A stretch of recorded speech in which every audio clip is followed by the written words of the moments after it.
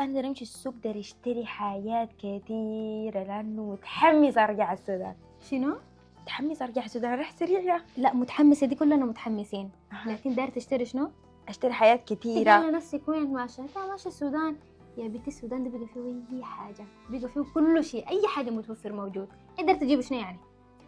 احنا ما حنلف كتير، احنا حنشتري حاجات معينة كده وحنجي، ما عشان ما موجودة في السودان، لا موجودة، لكن أي حاجة موجودة هناك يا بيبي.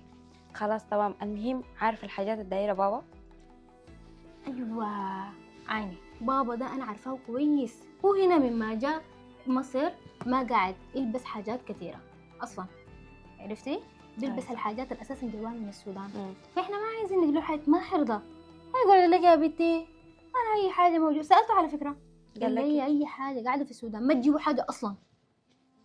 خلاص ما مشكلة، نمشي نشتري حاجات قالتها بابا واشتري حاجاتي برضو.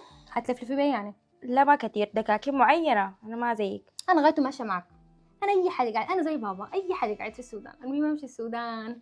خلاص يا زول، أنا أمشي أشتري حاجاتنا دي سريع سريع، أطلب الأوبر. ما قاعدة أطلب، اصبري قرب، فضل 3 دقايق ويجي. خلاص يلا هو سريع. 3 دقايق انت طبعا اللي يوروك. هاي سريع.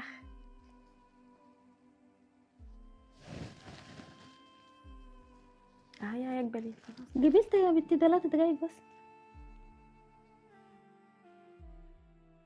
تفضلي تفضلي.